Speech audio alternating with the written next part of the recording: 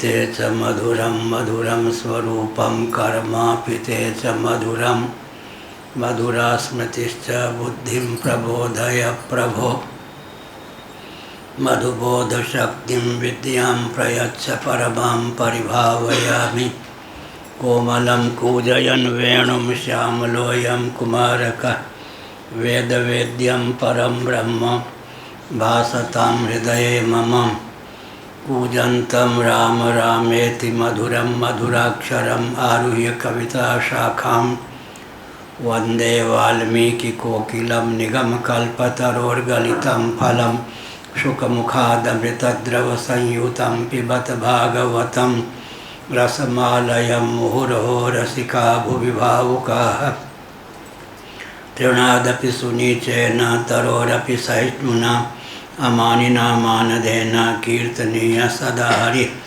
नारायणाखिलगुरो भगवन्नमस्ते शिवाय नमः शिवलिंगाय नमः तन्मे मनः शिवसंकल्पमस्तु सर्वे भवन्तु सुखिनः श्रीराम जय राम जय जय राम श्रीराम जय राम जय जय राम श्रीराम जय राम जय जय राम श्रीराम जय राम जय जय राम श्रीराम जय राम जय जय राम श्रीराम जय राम जय जय राम श्रीराम जय राम जय जय राम श्रीराम जय राम जय जय राम धर्म की जय हो अधर्म का नाश हो प्राणियों में सद्भावना हो विश्व का कल्याण हो गौ माता की जय हो गोहत्या बंद हो भारत अखंड हो सर्वभूत हृदय धर्म सम्राट श्री स्वामी करपात्री जी महाराज की जय हो श्री जगन्नाथ महाप्रभु की जय हो श्री बलभद्र महाप्रभु की जय हो भगवती सुभद्रा देवी की जय हो चक्र सुदर्शन महाभाग की जय हो हर हर महादेव गोविंद जय जय गोपाल जय जय गोविंद जय जय गोपाल राधा रमण हरि गोविंद जय जय हरि गोविंद जय जय श्री कृष्ण गोविंद हरे मुरारे श्री कृष्ण गोविंद हरे मुरारी हे नाथ नारायण वासुदेव नाथ नारायण वासुदेव गोविंद जय जय गोपाल जय जय गोविंद जय जय गोपाल जय जय राधा रमण हरि गोविंद जय जय राधा रमण हरि गोविंद जय जय गोविंद जय जय गोपाल जय जय गोविंद जय जय गोपाल जय जय राधा रमण हरि गोविंद जय जय हरि गोविंद जय गोविंद जय जय गोपाल जय जय गोविंद जय जय गोपाल जय जय राधा रमण हरि गोविंद जय जय राधा रमण हरि गोविंद जय जय हम हिंदू राष्ट्र बनाएंगे हिंदू राष्ट्र बनाएंगे हम भारत भव्य बनाएंगे हम भारत भव्य बनाएंगे सर से मान सार्थक, भारत बृहद बनाएंगे, स्वस्तिक चिह्नित सूर्य अंकित, केसरिया ध्वज लहराएंगे, हम हिंदू राष्ट्र बनाएंगे,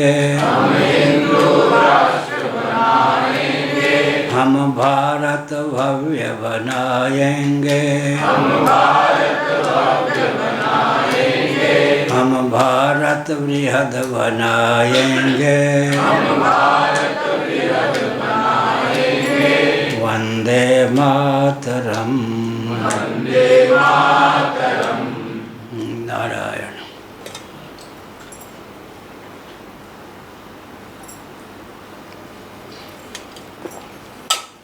हिंदू राष्ट्र इनकी प्रेरणा से 20 महीने पहले आया, गोष्ठी में बैठने के पहले अपने आप मुँह खुल गया, 3 बार निकला हिंदू राष्ट्र।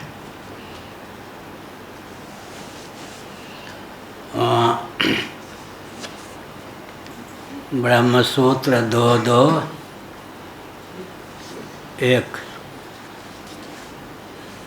रचनानुपपत्तेश्च नानुमानम्।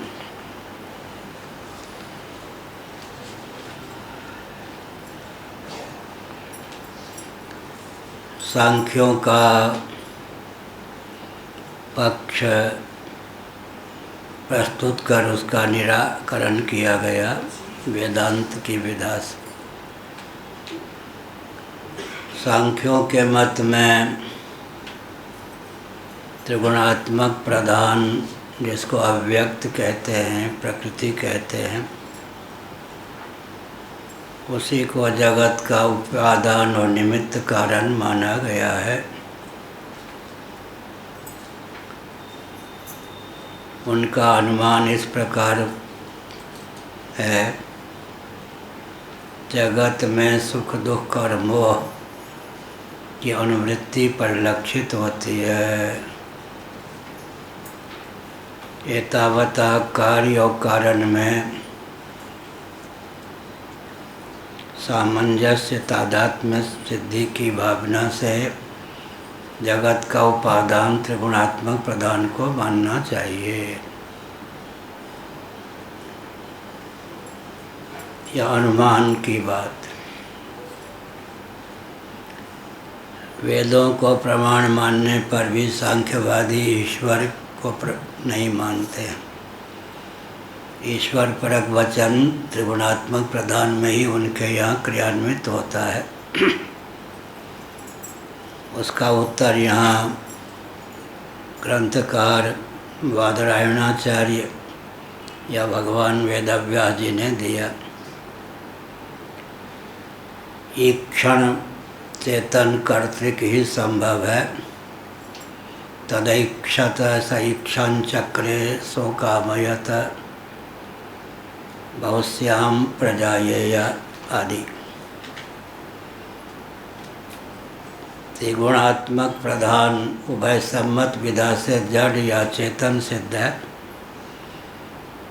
उसमें सृष्टि संरचना के अनुकूल ईक्षण संभव नहीं है।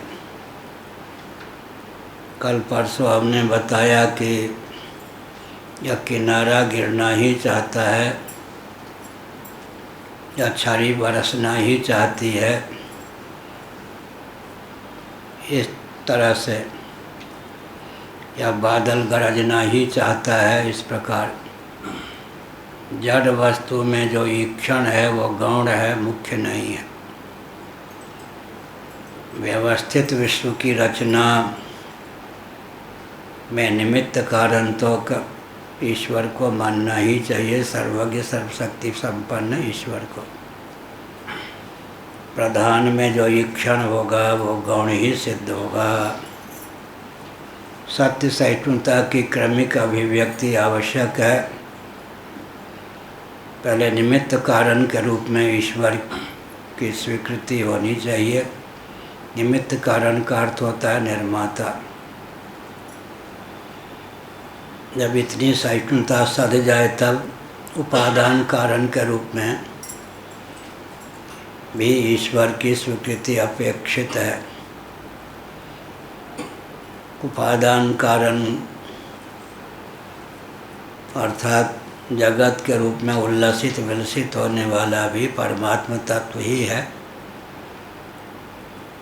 और ईक्षण करने वाला कर्ता भी परमात्मा तत्व ही है। जगत का भिन्न निमित्तोपादान कारणात्मक प्रधान न होकर ब्रह्म तत्व ही सिद्ध है, जिसको सांख्यवादी प्रकृति कहते हैं। ब्रह्म शक्ति रेव प्रकृति ही, इस श्रुति वचन के अनुसार वह परमात्मा तत्व की शक्ति है। कोई भी शक्तिमान या शक्त अपने समाश्रित शक्ति के योग से ही कार्य के रूप में उल्लसित विलसित होता है, लेकिन कोई भी शक्ति अपनी विद्यमानता से अपने उपादान आश्रय शक्तिमान या शक्त को सद्वती करने में समर्थ नहीं होती। यहाँ तक कि कोटि कोटि कार्यों को लेकर भी अपने आश्रय शक्तिमान या शक्त को सद्वती करने में समर्थ नहीं होती। जैसा कि पिछले दिनों कहा गया, पंचदशीकार विद्यारण्य स्वामी जी ने इस तथ्य को उद्भाषित किया कि मृन्निष्ठ जो स्निग्धता नाम की शक्ति होती है, वो अपनी विद्यमानता से मृत्तिका को सद्वती करने में समर्थ नहीं होती। घटादि कार्यों को लेकर भी अपने आश्रय मृत तत्व को मिट्टी को सद्वती करने में समर्थ नहीं होती। महाप्रलय में ही अद्वैत सिद्ध नहीं होता। सृष्टि की संरचना काल में भी अद्वैत ही सिद्ध होता है, क्योंकि शक्ति और शक्ति के कार्यों को लेकर शक्तिमान में किसी प्रकार के द्वैत या भेद की सिद्धि नहीं होती। सदैव सौम्यदमग्र आसीत एकमेव द्वितीयम एकम एव द्वितीयम। ये सौम्य या ये सौम्य महाप्रलय में सत ही एकमात्र शेष था। वह एकम एव द्वितीयम स्वगत सजाति तथा विजाति भेद शून्य था। अवयव को लेकर स्वगत भेद की प्रसक्ति होती है, सादृश्य को लेकर सजाति भेद की सिद्धि होती है, सदृश को लेकर सजाति भेद और विसदृश को लेकर विजाति भेद की सिद्धि होती है। पंचदशीकार विद्यारण्य स्वामी जी ने एक प्रश्न उपस्थापित किया कि माना कि महाप्रलय में सजाति विजाति स्वगत भेद शून्य देशकृत कालकृत वस्तुकृत परिच्छेद विनिर्मुक्त सद्घन चिद्घन आनंद घन ब्रह्मात्म तत्व ही शेष था। लेकिन सृष्टि दशा में तो जीव जगत जगदीश्वर तीनों का अस्तित्व सिद्ध होता है, तो सृष्टि काल में हम कैसे समझें कि अद्वैत तत्व ही शेष है। अर्थात जगत को लेकर, जीव को लेकर, जगदीश्वर को लेकर भी ब्रह्म तत्व में किसी प्रकार के द्वैत की संप्राप्ति नहीं होती, कैसे समझें। इसका उत्तर पंचदशीकार विद्यारण्य स्वामी जी ने दिया कि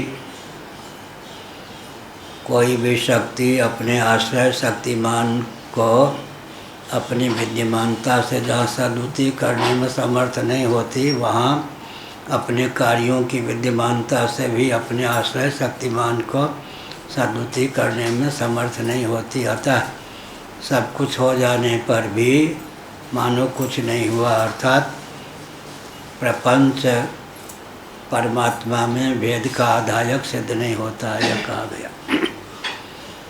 और रचनानुपत्तेश्च नानुमानम, ईक्षण करता ईश्वर को तो मानना ही पड़ेगा, क्योंकि पृथ्वी जल तेज वायु आकाश की संरचना जिसने की वह सर्वज्ञ और सर्वशक्तिमान ही होना चाहिए। इस प्रकार ईक्षणकर्ता के रूप में अर्थात निमित्त कारण के रूप में तो पहले ईश्वर को स्वीकार कर लीजिए।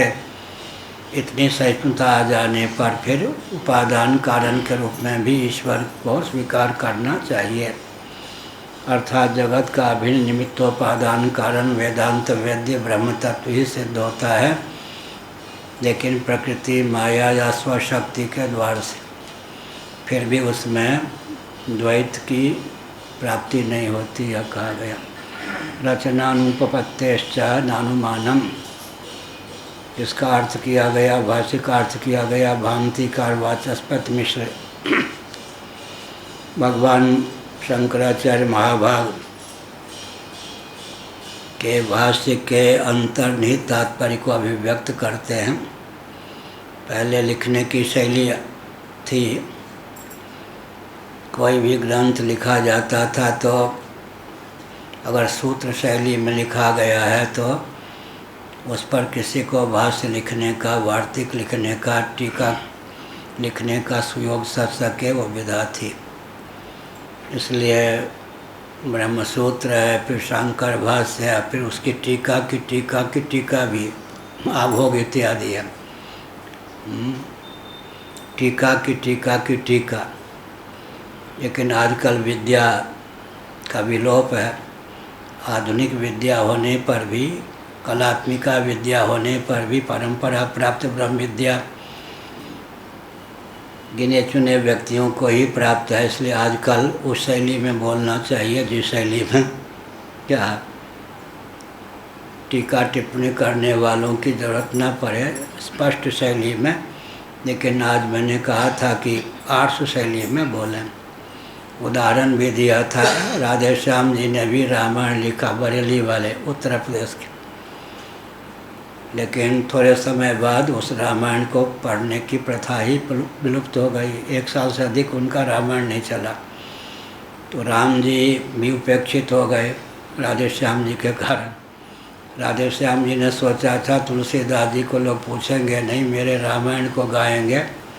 उदाहरण दिया आज मैंने, मल्लाह कई मल्लाहों से खेवा लेता रे भैया, ये सब। लेकिन राधे श्याम जी का रामायण क्यों नहीं चल पाया? बरेली में भी अब लोग भूल गए, और जगह तो बात छोड़ दीजिए। क्योंकि राम जी का चरित्र लिखना ही पर्याप्त नहीं है। राम जी चरित्र नायक हों, लेकिन चरित्र का अंकन आर्ष शैली में होना चाहिए।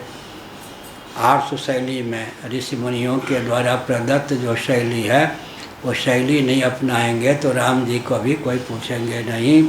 अर्थात राम जी का चरित्र जिस ग्रंथ में लिखा गया उसकी भी अधिक समय तक प्रसिद्धि नहीं होगी।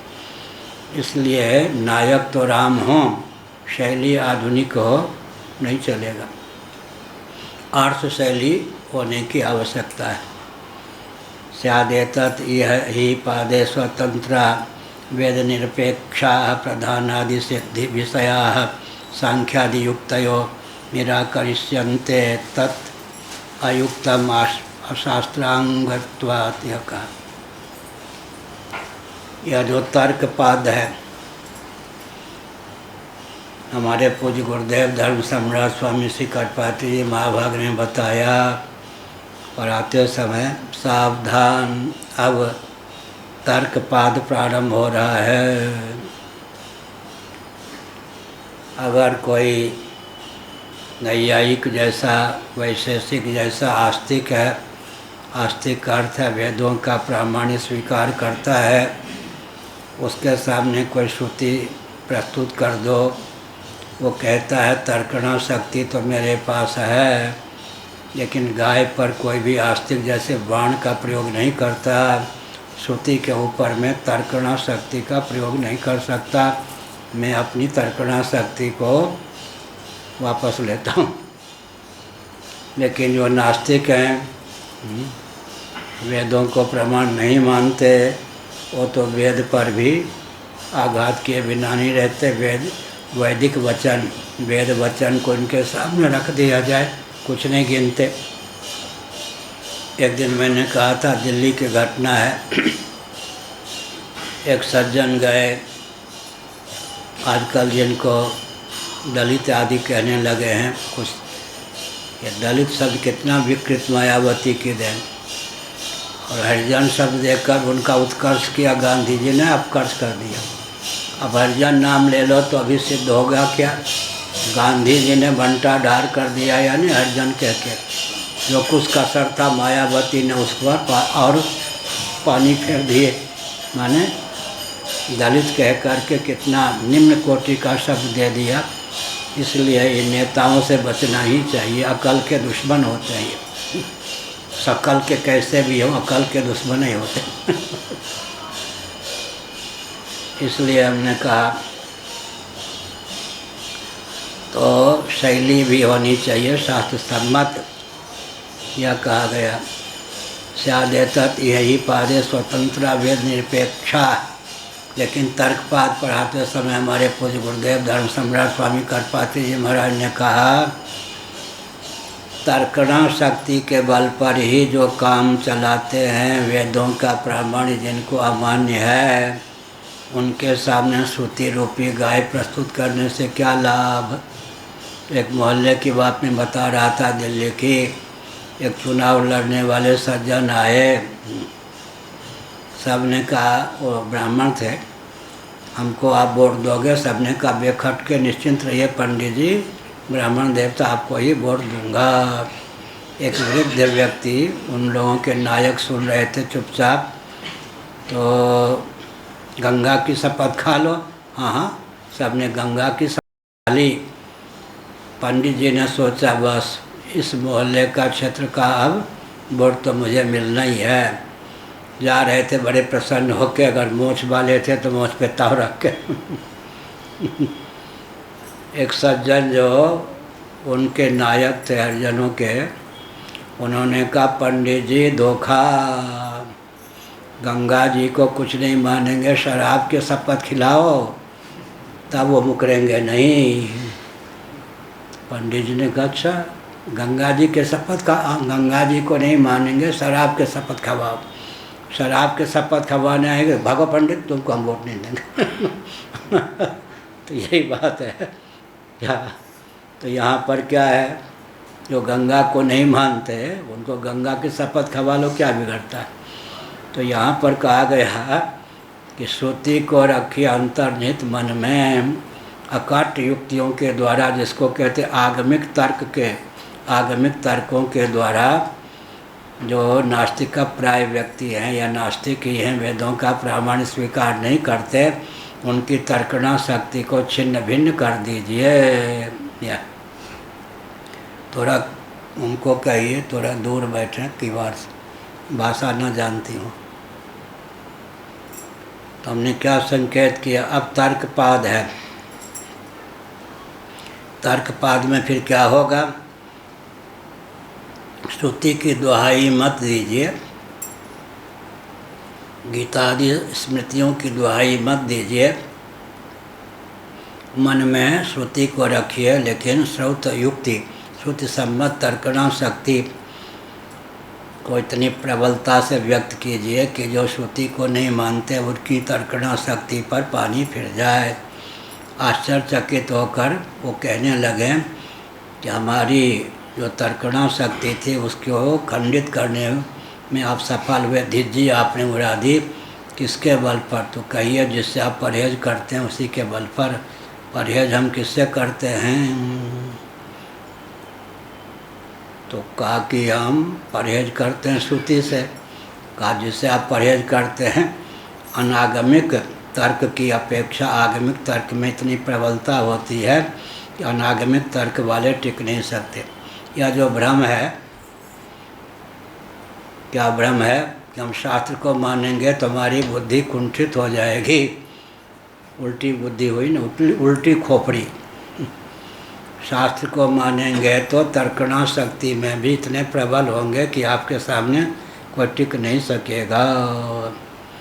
इसके पीछे क्या रहस्य है, जितने भौतिकवादी होते हैं श्रोताओं को देखकर अपने आप शैली ढल जाती, कहना नहीं पड़ता। श्रोताओं के स्तर को देखकर अपने आप शैली जैसी होनी चाहिए वैसी हो जाती है। तो संकेत क्या निकला, जो श्रुति होती है वो बलवती होती है, तर्कणा शक्ति, श्रुति सम्मत जो तर्कणा शक्ति होती है वो प्रबल होती है, उसके सामने नास्तिकों की तर्कणा शक्ति समाप्त हो जाती। कारण क्या, जितने ये नास्तिक हैं वेदों को प्रमाण नहीं मानते हैं, उनको एक शाप प्राप्त है जितने भौतिकवादी होते हैं उनकी पोल पट्टी खोल दें तो क्या खोलेंगे? पांडे जी यही खोलेंगे कि भौतिकवादी इंद्रियात्मवादी होते हैं, चेतना विशिष्ट शरीर को ही आत्मा मानते हैं, और इंद्रियों की गति केवल वर्तमान में होती है। इंद्रियों की गति किस में होती? केवल वर्तमान में। मन की गति भूत भविष्य वर्तमान तीनों कालों में होती है, और कालातीत अव्याकृत तथा परमात्मा में भी होती है। इसलिए क्या कहना चाहिए? भूतम भव्यम भविष्यंच सर्वम वेदात् प्रसिद्ध्यति। मनुस्मृति का यह वचन है। और मांडूक्य उपनिषद में यच्चत्रिकालातीतम तदप्योंकार एव। काल गर्भित ही नहीं, कालातीत में भी ओंकार से उपलक्षित वेदादि शास्त्रों की गति है। तो भौतिकवादियों की दुर्बलता क्या होती है? वो चेतना विशिष्ट शरीर को ही आत्मा मानते हैं, क्योंकि इंद्रियात्मवादी होते हैं तो वर्तमान तक ही उनकी गति होती है। वो व्यवहार में भी कारखाने चित्त हो जाते हैं। और जो अध्यात्मनिष्ठ व्यक्ति होता है, वेदांत शास्त्रों का प्रामाणिक जिसको मान्य होता है, वह क्या है? त्रिकालदर्शी होता है। भूत भविष्य वर्तमान तीनों कालों में उसके मन की गति होती है। और कालातीत जो है अव्याकृत और परमात्मा दोनों में उसकी गति होती है। कालातीत माने काल से अतिक्रांत। काल से अतिक्रांत कौन है? काल से अतिक्रांत है या काल गर्भित है? पंडित जी, इनका नाम समाज में पंडित रखा है, हैं? तो धीरे से क्यों बोल रहे कि डर लग रहा है? काल भूत जो हैं वो भौतिक हैं या अभौतिक? भूत पंचभूत, भूत भौतिक होंगे या अभौतिक? भूतों के कार्य का नाम भौतिक होगा ना, भूत अभौतिक हैं। काल जो है क्या हो गए? काल जो है, काल या काल किसको कहते हैं? कालो मायात्म संबंध, कालो मायात्म संबंधात। सूत संहिता की बात हमने पिछले दिनों कही। सूत संहिता का वचन है कालो मायात्म संबंधात। माया और आत्मा के संबंध का नाम काल होता है। संबंध जो होता है द्विष्ट होता है, जैसे दो उंगलियों का संबंध। इसलिए विवक्षावसात आत्मा को भी या परमात्मा को भी काल कह सकते हैं, माया को भी काल कह सकते हैं। दोनों के योग से काल की निष्पत्ति होती है। तो काल का अर्थ हो गया परमात्मा तत्व, काल का अर्थ हो गया प्रकृति तत्व, और काल का अर्थ हो गया दोनों का संयोग संश्लेष। कालो मायात्म संबंधात यह हुआ। कालः कलयता महम, भगवान ने कहा कालः कलयता महम। तो हमारे पूज्य गुरुदेव ने इस पंक्ति को नव्य न्याय की शैली में ढाल के कहा कलनात्मिका शक्ति से अवच्छिन्न चैतन्य का नाम काल है। कालः कलयता महम, कलनात्मिका शक्ति से अवच्छिन्न चैतन्य का नाम काल है। काल का कर्म क्या है? काल क्या करता है? सृष्टि की संरचना का समय हो तो कारण को क्षुब्ध कर देगा, प्रलय का समय हो तो कार्य को क्षुब्ध कर देगा। क्षोभ उत्पन्न करना ये काल का क्या है? कालत्व है। वसंत ऋतु इत्यादि में होता है न, कुत्ते आदि में क्षोभ हो जाते हैं, वृक्षों में क्षोभ हो जाते हैं, पुष्प इत्यादि के रूप में उल्लसित होते हैं। काल का काम है क्षोभ करना। फिर पिछले दिनों हमने बताया फिरत सदा माया के प्रेरा, काल कर्म स्वभाव गुण घेरा। अब जिसको भागवत का तीसरा स्कंद, दूसरा स्कंद, एकादश स्कंद नहीं सदा है टीका सहित, उसके सामने रामचरितमानस की पंक्ति रख दीजिए। फिरत सदा माया के प्रेरा, काल कर्म स्वभाव गुण घेरा। अर्थ कर दीजिए, नहीं कर पाए। रामायणी लोग बहुत बचते हैं, कथा तो छू लेते, वो भी गाने बजाने में। दार्शनिक एक भी पंक्ति नहीं छूते आजकल के रामायणी। फिरत सदा माया के प्रेरा, काल कर्म स्वभाव गुण घेरा। पाठक क्रम से अर्थक क्रम बलवान होता है, इसलिए काल स्वभाव और कर्म ये हो गए अर्थक क्रम। पाठक क्रम है फिरत सदा माया के प्रेरा, काल कर्म स्वभाव गुण घेरा। पिछले दिनों इसकी व्याख्या की गई। काल क्या करता है? क्षोभ उत्पन्न कर देता है, उसके बाद स्वभाव आता है, शुद्ध परमाणुओं को कार्य के उन्मुख कर देता है, यह स्वभाव का काम है। उसके बाद क्या होता है? जीवनिष्ठ जो शुभाशुभ कर्म है वो क्षुब्ध वस्तु को आवश्यकता के अनुसार कारण के रूप में या कार्य के रूप में परिणत कर देते हैं। यह हुआ ना। फिरत सदा माया के प्रेरा, काल कर्म स्वभाव गुण घेरा। या दूध में जो जामन देते हैं वो दूध के परमाणुओं को क्या करता है? क्षुब्ध कर देता है। उसके बाद स्वभाव शक्ति काम करती है, वो फिर क्या हो? दूध को, क्षुब्ध दूध को दही की ओर उन्मुख कर स्वभाव क्या करता है? क्षुब्ध दूध के परमाणुओं को दही की ओर उन्मुख करता है। उसके बाद जिनके जिनके मुख में दही जाना है उनका कर्म क्या करता है? पहले से ही, अब किसके किसके मुख में जाएगा, लेकिन उनका कर्म क्या करता है? वो कार्योन्मुख दूध के परमाणु को दही का रूप दे देता है।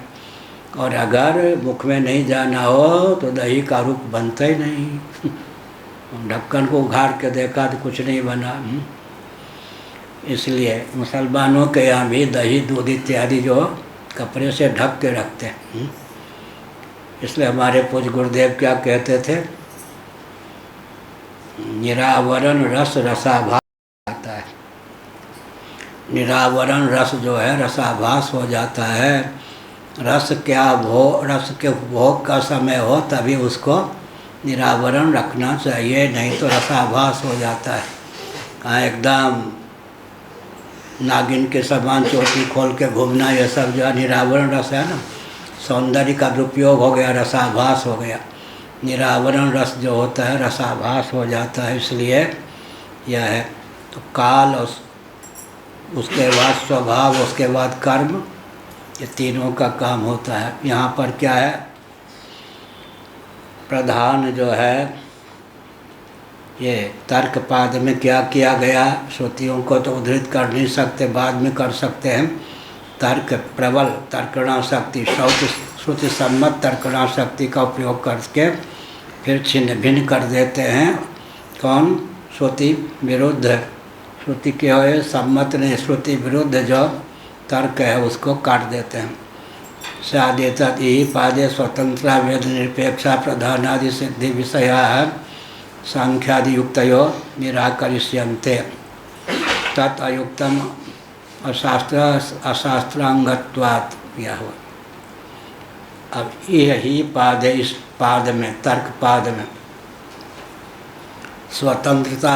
स्वतंत्रता वेद निरपेक्षा प्रधानादि सिद्धि विषया सांख्यादि युक्तया। स्वतंत्र, वेद स्वतंत्र का अर्थ हो गया वेद निरपेक्ष, परम स्वतंत्र न सर पर कोई। किसने कहा? नारद जी ने। दहियों साप की मरियों जाई, जगत मोरी उपहास कराई। यह है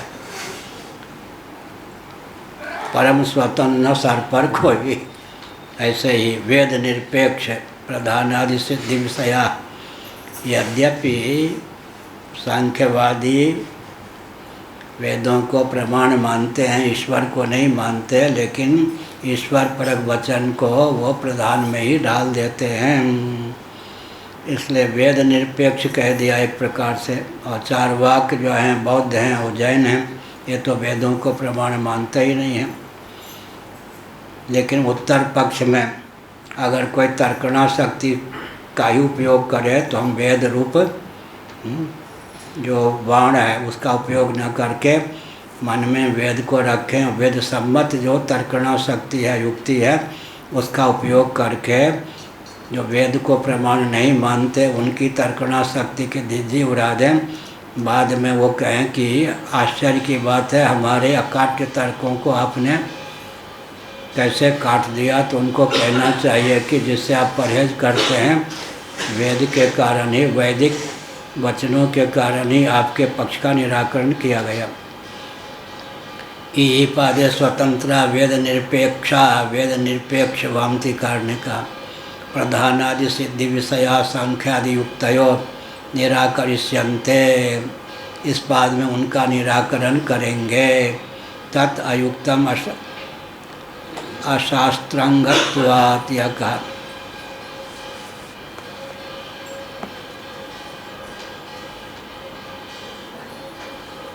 तब क्या कहा, वह असंगत नहीं है, मन असंगत है। इस वेदांत शास्त्र का परपक्ष निराश करना उद्देश्य नहीं। इस पर हमने कहा था, पहले प्रश्न उठता है कि पंडित जी, बाबा जी, महात्मा जी अपने पक्ष का बेखट के निरूपण कीजिए, दूसरे पक्ष का निराकरण क्यों करते हैं। इसका उत्तर क्या दिया गया, ठीक है अपने पक्ष का प्रतिपादन तो करना चाहिए, लेकिन सांख्यादि ऐसे तार्किक हैं जो इस प्रकार की तर्कणा शक्ति को प्रस्तुत करते हैं कि मंद बुद्धि वाले उनके चपेट में आकर के निरीश्वरवादी बन जाते हैं। इसलिए अपने पक्ष का प्रतिपादन ही उचित नहीं, बल्कि पर पक्ष का निराकरण भी उचित है। क्या कहा चैतन्य जी? जब प्यास लगती है तो चैतन्य को खड़ा कर देते हाँ, केवल अपने पक्ष का प्रतिपादन करना ही काफ़ी नहीं है। परपक्ष को देख करके या परपक्ष से प्रभावित होकर के मंद बुद्धि उसी को परम सिद्धांत में समझते हैं, इसलिए परपक्ष का निराकरण भी करना। ठीक है बेटे। अच्छा, आपके लिए कुर्सी शेष नहीं है? देखो भाई, कोई कुर्सी हो तो उनको बैठने में कठिनाई, हाँ बैठ जाए। तो हमने क्या कहा, स्वपक्ष का प्रतिपादन तो करना चाहिए, लेकिन तर्कणा शक्ति पर विश्वास करने वाले ऐसी युक्तियों को प्रस्तुत करते हैं, अपने पक्ष के व्यक्ति भी उनसे प्रभावित हो जाते हैं। इसलिए उनको भटकने से बचाने के लिए आवश्यकता है कि परपक्ष का निराकरण भी किया जाए। वकालत यहीं से शुरू होते, भाई साहब आपके तर्क से मैं सहमत नहीं ये नहीं कहेंगे तो चलेगा नहीं का।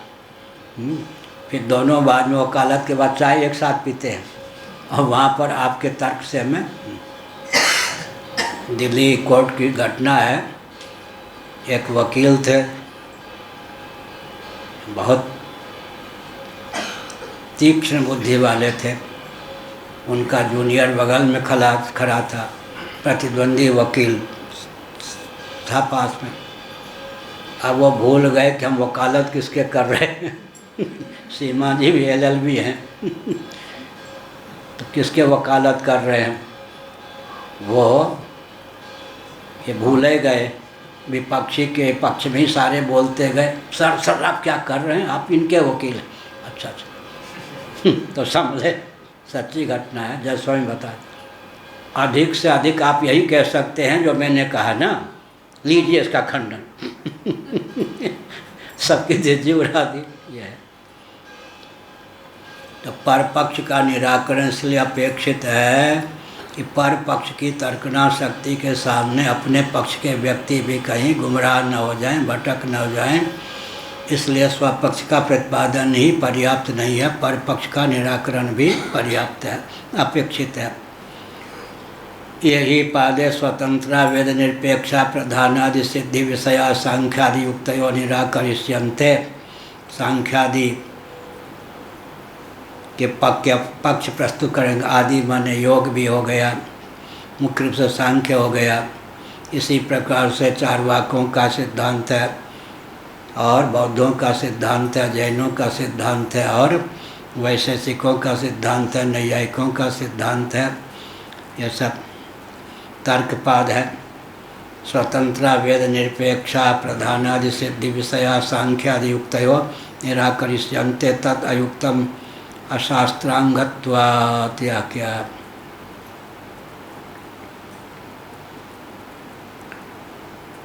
शास्त्र का यह अभिप्राय नहीं है। इस वेदांत शास्त्र का परपक्ष निराश करना उद्देश्य नहीं है, स्वपक्ष का प्रतिपादन करना ही उद्देश्य है। वाद प्रबलता माम, लेकिन परिस्थितिवश प्रसंगवश परपक्ष का निराकरण कर दिया जाता है ताकि मंद बुद्धि जो है वो कहीं परपक्ष के चपेट में आकर के दिशाहीन न हो जाए। नहीं इदम शास्त्रम उच्छृंखल तर्क शास्त्रवत् प्रवृत्तमपि तो वेदांत वाक्यानि ब्रह्मपराणि इति पूर्व पक्षोत्तर पक्षाभ्याम विनिश्चेतुम तत्र का प्रसंग शुष्क तर्कवत् स्वतंत्र युक्ति निराकरणे तत् सेत्यत् यह कहा।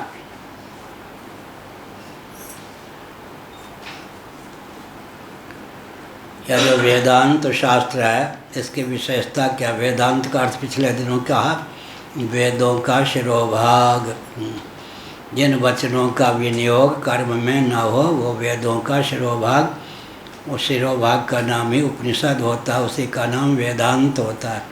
वेदांत माने वेद का अंत नहीं, वेद का शिरोभाग। हाँ, विद्यानंद विदेह आर्य समाजी 1 महीने अजमल खां पार्क करोल बाग में प्रवचन करते थे। समीप के आर्य समाजी सज्जन के यहाँ ठहरे होते थे। मैं किसी का श्रोता बैठकर नहीं होता, अपना विद्यार्थी जीवन में खड़े होकर थोड़ा सुन लिया इधर उधर। वो कह रहे थे वेदांत वेदों का अंत कर दिया इन लोगों ने, वेदांतियों ने, वार्य समाजी थे। वेदांत का अर्थ कृतांत, जैसे सांख्य कृतांते प्रोक्तानि सिद्धये सर्वकर्मणाम, ऐसे वेदांत माने वेदों का अंत नहीं, वेदों का नाश नहीं है। वेदांत माने वेदों का शिरोभाग। जिन वचनों का उपयोग विनियोग कर्मों में न हुआ हो वो वेदांत वचन है। कल बताया था नासदी सूक्तम ऋग्वेद के मंडल में है, 7 मंत्र हैं। 7 मंत्र है नासदी सूक्तम, लेकिन वो कर्मों में विनियुक्त हैं। जो कर्मों में विनियुक्त न हो और प्रकरण के बल पर कर्मों में विनियोग जिनका संभव भी न हो, उस स्तर के जो वेद वाक्य होते हैं उन्हीं का नाम वेदांत होता है। 40 अध्यायों में यजुर्वेद है, 39 अध्याय का नाम, 39 अध्याय जो पूर्व के हैं उनका नाम वेदांत न होकर, उपनिषद न होकर, ईशावास्यम इत्यादि जो मंत्र है उन्हीं का नाम उपनिषद क्यों हुआ? क्योंकि वो कर्मों में अविनियुक्त हैं। कल बताया था शंकराचार्य जी ने पूर्व पक्ष रखा 39 अध्याय उपनिषद नहीं तो 40वें अध्याय में यह क्या विशेषता है, इसको आप उपनिषद कह रहे हैं। शंकराचार्य ने लिखा इन मंत्रों का कर्मों में विनियोग नहीं है। तब पूर्व पक्ष उपस्थापित किया गया। बहुत से ऐसे प्रकरण हैं जिनका विनियोजक वचन नहीं है, कर्मों में विनियुक्त करने वाला कोई वचन नहीं है, फिर भी प्रकरण के बल पर उन वचनों का विनियोग कर्मों में हो जाता है। तो शंकराचार्य ने लिखा विनियोजक वचन नहीं है, यह पहली युक्ति है। साथ ही साथ जिस स्तर के आत्म तत्व का ईशावास्यम इत्यादि मंत्रों के माध्यम से निरूपण किया गया है, उस स्तर का आत्म तत्व कर्ता भोक्ता हो ही नहीं सकता।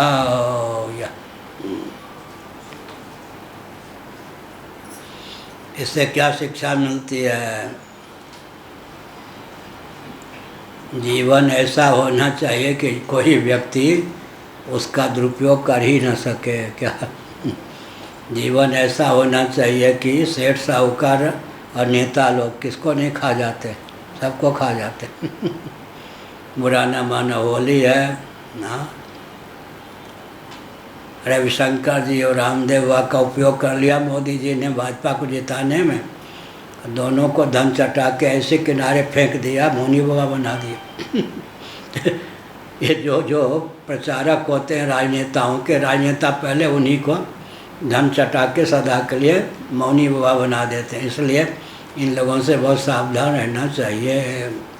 ये नहीं समझें कि इनका प्रचारक हो करके हम आगे टिक सकेंगे, ये खा जाते हैं। इसलिए इसलिए अपने स्वधर्मनिष्ठ रहना चाहिए।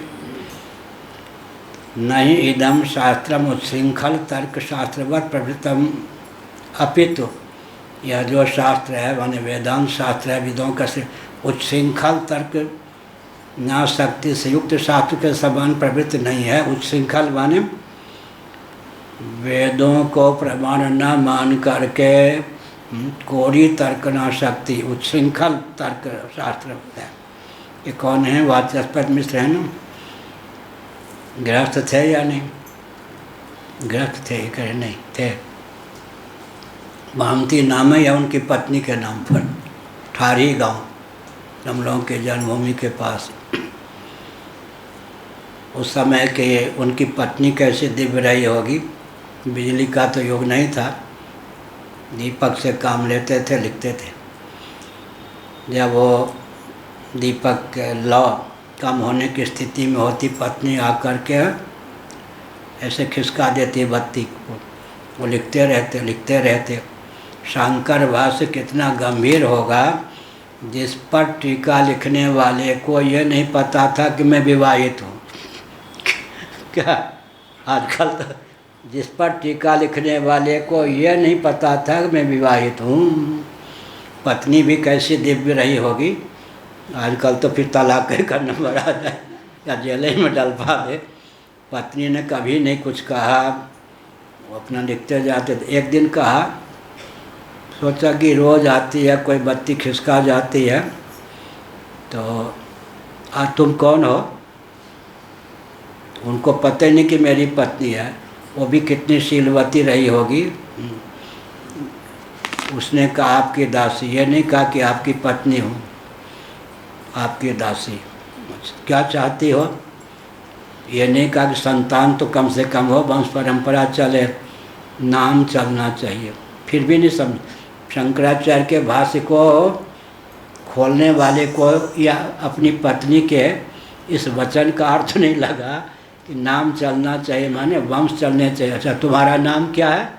भामती। लिख दिया इस ग्रंथ का नाम भामती। क्या अब बताओ, गुल्ली डंडा खेलते चाहे और क्या क्या होता है आजकल, ये सब क्या खेलते, क्रिकेट इत्यादि खेल के ये सब ग्रंथ लगेगा क्या?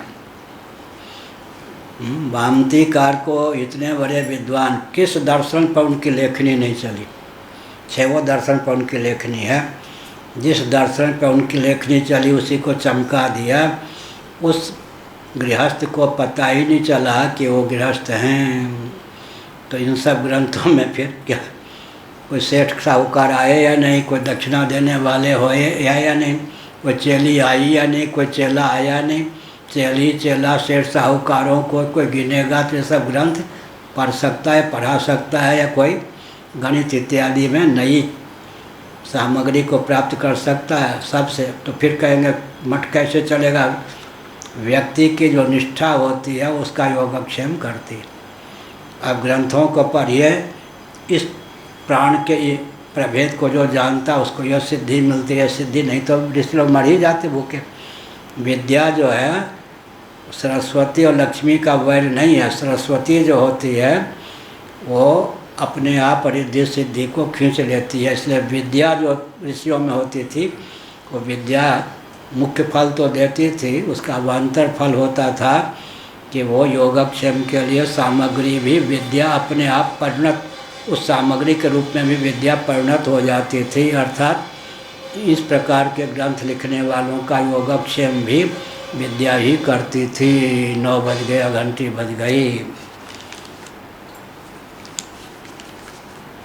ओम नारायण श्री राम जय जय राम श्री राम जय राम जय जय राम श्री राम जय राम जय राम श्री राम जय राम जय जय राम धर्म की जय हो अधर्म का नाश हो प्राणियों में सद्भावना हो विश्व का कल्याण हो गौ माता की जय हो गौ हत्या बंद हो भारत अखंड हो सर्वभूत हृदय धर्म सम्राट श्री स्वामी करपात्री जी महाराज की जय हो श्री जगन्नाथ महाप्रभु की जय हो श्री बलभद्र महाप्रभु की जय हो भगवती सुभद्रा देवी की जय हो हर हर महादेव।